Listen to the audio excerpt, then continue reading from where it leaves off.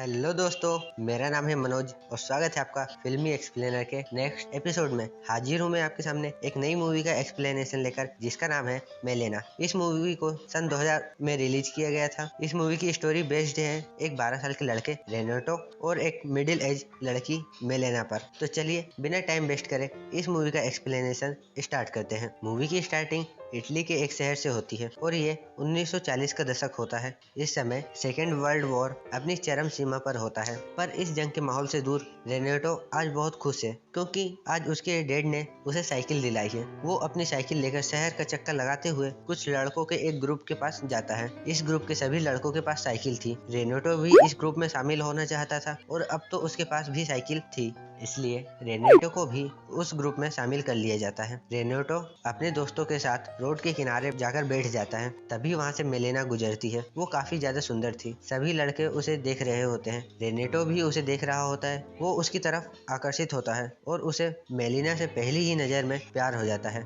Melaena रेनेटो के teacher की बेटी थी।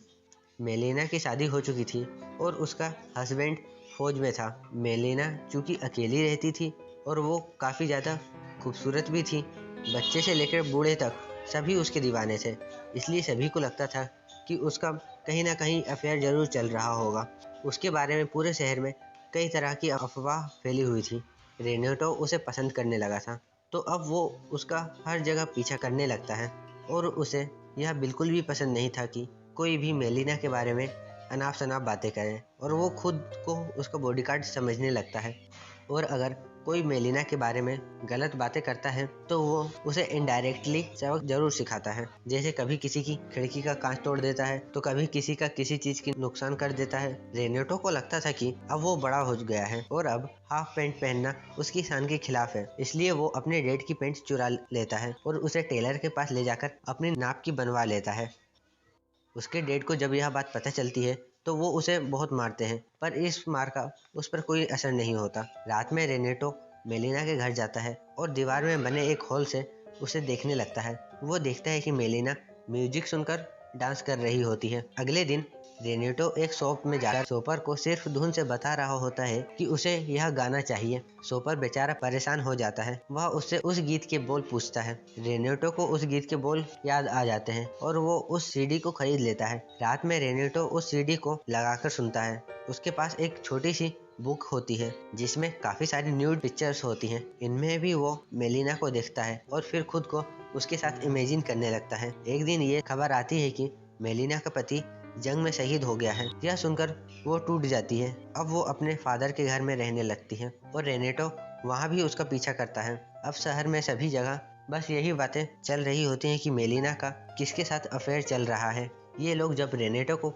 दूध लेने के लिए भेजते हैं तो वो उनके दूध में थूक देता है, क्योंकि मेलिना के बारे में कोई कुछ भला बुरा बोले यह उसे पसंद नहीं। एक दिन स्कूल में मेलिना के डैड को एक लेटर आता है जिसमें लिखा होता है कि मेलिना का शहर के हर आदमी के साथ संबंध है। यह पढ़कर मेलिना के डैड उससे अपने सारे संबंध तोड़ लेते हैं। मेलिना एक बार फिर से अकेली हो जाती है और वापस अपने घर रहने आ जाती है। जब रेनेटो को यह पता चलता है तो वो दीवार में बने होल से दोबारा उस पर नजर रखने लगता है। तब उसे पता चलता है कि मेलिना का एक आर्मी ऑफिसर के साथ अफेयर चल रहा है। जब वो ऑफिसर मेलिना के घर से बाहर निकलता है तो उसे घर के बाहर एक डॉक्टर मिलता है जो उससे कहता है कि मेलिना मेरी फियोंसे है, तो तुम अंदर क्या कर रहे थे। इस बात को लेकर दोनों के बीच हाथापाई हो जाती है, जिसमें पुलिस भी इन्वॉल्व हो जाती है। अब शहर में यह बात फैल जाती है कि मेलिना का एक शादीशुदा आदमी के साथ संबंध है और इसके लिए वो जेल भी जा सकती है। अब मेलिना कानूनी पचड़े में फंस जाती है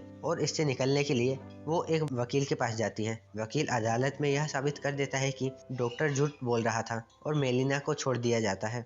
अगले दिन जब मेलिना वकील की फीस देने जाती है तो वकील उसके साथ जबरदस्ती करता है और इंटीमेट हो जाता है। रेनेटो उसका पीछा कर रहा होता है और वो यह सब देख लेता है। अब मेलिना के फादर भी प्लेन बॉम्बिंग में मारे जाते हैं, जिसके बाद मेलिना के पास अब कोई सपोर्ट नहीं रहता। केस के बाद मेलिना के हस्बैंड की पेंशन भी आना बंद हो जाती है और अब उसके पास पैसे भी खत्म हो जाते हैं, इसलिए उसके पास प्रोस्टिट्यूशन करने के अलावा और कोई रास्ता नहीं रह जाता और वो प्रोस्टिट्यूट बन जाती है। और वैसे भी समाज में उसकी काफ़ी ज़्यादा बदनामी हो चुकी थी।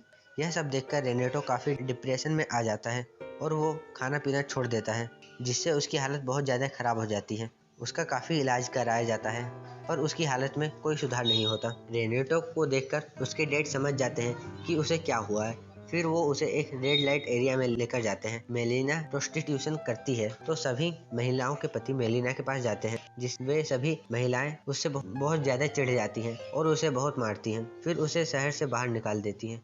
कुछ दिनों बाद मेलिना का पति टाउन में वापस आ जाता है और हमें यह पता चलता है कि वो मरा ही नहीं था। किसी ने उसके बारे में गलत अफवाह फैला दी थी। हाँ, पर उसका एक हाथ जंग में कट जरूर गया था। जब वो अपने घर जाता है तो वहाँ उसे मेलिना नहीं मिलती। यहाँ शरणार्थी रह रहे होते हैं। फिर वो वहाँ के पुलिस ऑफिसर के पास जाकर मेलिना के बारे में पूछता है तो उसे पता चलता है कि मेलिना प्रोस्टिट्यूट बन चुकी है और अब वो यहाँ नहीं रहती। पर मेलिना के पति को उनकी बातों पर यकीन नहीं होता है, इसलिए वो जब अपने दोस्तों से उसके बारे में पूछता है तो वो भी उसे यही बताते हैं और उसकी काफी इंसल्ट करते हैं। इस बात को लेकर उनके बीच झगड़ा शुरू हो जाता है और वो लोग मेलिना के पति को धक्का देकर नीचे गिरा देते हैं। रेनेटो यह सब देख रहा होता है और उसे बहुत बुरा लगता है, इसलिए वो मेलिना के पति को एक खत लिखता है और उसे यह बताता है कि मेलिना के बारे में ये लोग तुम्हें जो बता रहे हैं वो बिल्कुल भी वैसी नहीं है, बल्कि इन्हीं लोगों ने उसे ऐसी बनने के लिए मजबूर किया है। रेनेटो को पता था कि मेलिना कहाँ रहती है, इसलिए वो उसकी लोकेशन बता देता है। मेलिना का पति वहां जाकर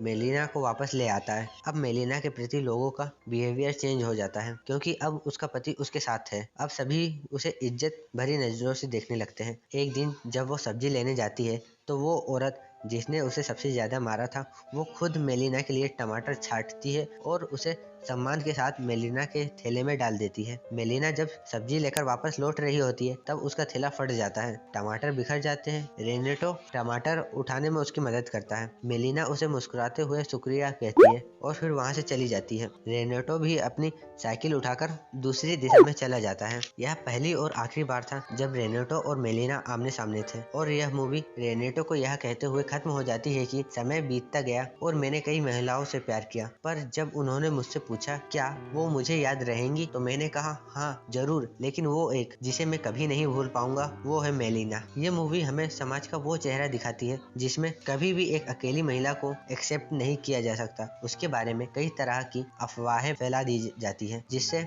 मानसिक तनाव का सामना करना पड़ता है।